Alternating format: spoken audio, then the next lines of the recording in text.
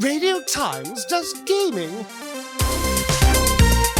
Sometimes people get older and they just have more sensible hair. Not Leon. No. Big centre part until he He dies. nailed it the first time. Yeah. Got it straight away. No need to change the hair. I know, it's pretty foul-mouthed baby. It will you'll go through a door frame and then it will just kind of stick its head through the door You can't be saying that, giant baby. Radio Times does gaming. Yes, Radio Times does gaming. My name is Rob Lean. I'm the gaming editor at Radio Times. I'm Alex Rosebeck and I'm the gaming writer at Radio Times. Yes, you are. And I have just escaped from a terrible place to come and bring you my impressions of said terrible Escaped place. from one terrible place to another terrible Yes. I know which one I'd rather be trapped in. And it's, Tell us. And it's Resident Evil Requiem. Requiem. AKA Requiem, which I do struggle to say. But yeah, I've been to a preview event for Resi Requiem. No way. Yeah. This is the first I'm hearing of this. It was definitely today. It wasn't 2 weeks ago. Or anything. Yeah, for sure. Anyway, how was earlier today when you played Resident Evil? It was good. It was they give you the demo was 3 hours long, and it's always that'll be loads of time. And then you get towards the end and you're rushing to get the right clue to the right room to actually finish the bit that you were in.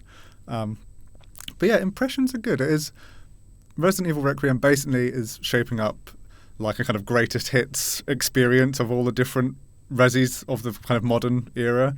So one of the bits I was playing was very Resident Evil 2, very kind of police station-esque. It's like a medical facility. But literally you go in and there's a big lobby and then there's different doors that will go off in different directions. And of course you can open none of them to start with. And then you find one key card and then sometimes there's 3 levels of security. There's 2 doors that need key cards. On the main door to escape, there are these 3 glass quartz things that you need to get, and it basically becomes a thing of which thing have I got and what door will that open, and then you gradually do more and more and more. So that bit very Resi 2. It also has, although you can swap, you can choose whether you want first person or third person, but the way they've designed it is that when you're playing as Grace, it is designed to be played first person, so it's a bit more kind of Resi 7. You're kind of scarce on ammo and resources and stuff like that. But then Leon is the other character. He's back. I've heard of that guy. He's back. I know him. He's back. He's now looks old, but with the same haircut. Nice. He's not. Sometimes people get older and they just have more sensible hair. Not Leon. No. Big centre part until he dies. nailed it the first time. Yeah. Got it straight away. No need to change the hair. Not at all. But yeah, his stuff is very. Oh, I'm old now, but I can still do flips and big kicks and stuff. Obviously. Yeah, of course. And it's all in the hair. it's all in there. He can't cut it off, or he will lose his abilities, and that's canon. And then You got it first. if he doesn't have a centre part, he loses it all. And then there's also a bit of a Resi 8 vibe, which I thought was going to be a spoiler, but then they revealed it in the live stream of Giant Baby. There's bits where there's a giant baby just chasing you, very Resident Evil Village vibes. So in the space of 3 hours, I kind of experienced little bits of all of that. But it was pretty good. Any questions?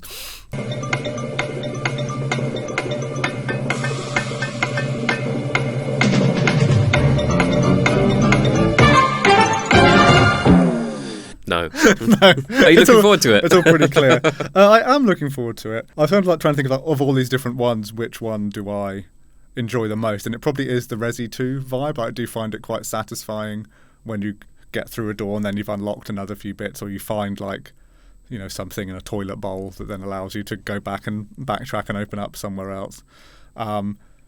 Giant baby stuff, I genuinely. I was literally the only person in this session, and I literally yelped to myself and the PR, and no one else was like, "Oh my god!" And he was like, "Oh, you got to the baby." And I kind of thought the baby would function like, in Pokemon, Right? in Pokemon Blue or Red or Yellow, where there's a Snorlax and it blocks the way, and then you can't go that way. Because when you get to the bit where it's the baby jumps out at you for the first time, it's I've now got the key to that door, I'm going to go that way, and it bursts out of there. And I thought that the baby would remain there, and I had to find some other way to get around. Whereas in fact, the baby just kind of starts roaming. So you can run away from the baby, and once the PR said, "Oh yeah, you can basically lure the baby away, and then you can kind of sneak into the place you were going. Otherwise, I would never have worked out, and I could have sat there for 10 hours trying to find every other thing. But yeah, the baby cannot. This is like a pro tip from the game developers: is that giant baby cannot go through normal sized door. So if you Just in real life. yeah, just like in real life. I know it's pretty foul-mouthed baby. It will like you'll go through a door frame and then it will just kind of like stick its head through the door like. You can't be saying that, giant baby. You can't be saying that giant baby's going to be cancelled. I'm telling you. But yeah, it was good. I did find like the first-person stuff I didn't think was as scary as Resi 7 because like the whole vibe of that is kind of set up in that way. It's like, oh, you're in a creepy house, you can't get out. It's like creepy family who are all walking around scaring you. There are like people walking around scaring you, but it's like they do this thing where it's like, oh, they're all zombies, but they all kind of have like a half memory of something they were doing before they became zombies. So like there's a chef one who's like stood there chopping things, or there's a guy who's quite particular about having too many lights on. So if you turn a light switch on, you'll kind of lure him over there to switch it off again. And then, they do a little bit again of Resi 8 of what if tall woman in white dress? Wow. But in this one, it's like someone who's like a lounge singer or something. And if you try and fight her, she like screams in your face and has like sonic powers. Again, very Pokemon. Yeah. It's getting a real Pokemon vibe off of this thing. Guy who's played one game. You know in Pokemon where you fight things? It's just like that. Wow, I'm getting a lot of Pokemon vibes from this. I did find that like it is a bit jarring swapping from a Grace bit into a Leon bit. They kind of skipped me ahead slightly because I wasn't going to escape from the place in time. And we're going to skip you ahead to like when it swaps back to Leon, and then he kind of goes back into the same location you've been in. And like throughout the Grace bit, you're like, oh, there is kind of in various rooms. They'd be like, oh, here's an old wardrobe, but it's like it's damp and warped, and you can't open it. And there's like you go up to it, and it just says on the screen like, this is warped, you can't open this. And then when you come back as Leon, it's like Leon's got a big axe, and he just like cracks those open, and it has like grenades and like ammo for the bigger, cooler weapons that he has, and like, that kind of feels a bit of a cheat of like a way to make sure that you have resources with both characters, but you can't get the wrong. Like, we don't want Grace to have cool stuff. We want Leon to have the cool stuff. Is it one of those, like, how does it approach it?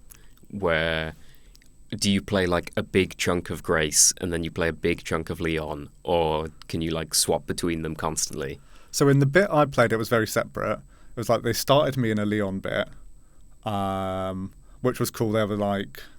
It was like, oh, Leon arrives to investigate the place, and then immediately it's like, I'll just wait in here for the doctor, and then like instead like zombies come in, and then the nurse who took you in was like, you better run, there's zombies here. And so we did that bit, and yeah, zombies with chainsaws, which is cool. Leon, oh, you'll like this. Leon can do some parrying. So it's like someone's coming at you with a big chainsaw. It's like famously, Leon can parry anything. Yeah, just someone coming at you with a chainsaw, and it's like, can I parry this with a small knife? It's like, yeah, you can. He's just that guy. He's just that guy. He's just a cool guy. So we did that bit, and then Leon meets Grace for the first time, and like she's having her own horrible time, and he's like, oh, have a gun, and gives her a gun, and then they kind of go. The narrative kind of forces them apart, but then you swap into like a Grace segment. So that's the vibe of the bits I've seen. It's like Leon bit, hard cut into a Grace bit, and then they kind of skipped me head forward, and it was Leon again, and Grace had, I assume, escaped, wasn't just dead. No, that's it. Game over. I wonder if later on there might be a bit of both. But you know, it seems cool. I think slight worry is, are they maybe trying to do slightly too much? Oh, there's a whole. Speaking of other random things that are in it, there's a mechanic which they showed in the reveal event thing that Grace gets this little kind of device that can like suck up blood from zombies, or there's just buckets of blood sometimes as well. Like the first time you see it, like you go up to this bucket and it just says, there is a large amount of blood, and it's like, I wonder what that's for. And then later it's like, oh, it's because I have this thing. And like the blood is used for crafting, which is quite weird. Again, it's like a whole other convoluted process that sends you back through all the previous rooms again. Because it's, oh, you need this thing, and now you can suck up the blood from that bucket. And it's like you have to get like the crafting recipe, and you have to put the crafting recipe into a like kind of 3D printer kind of looking machine.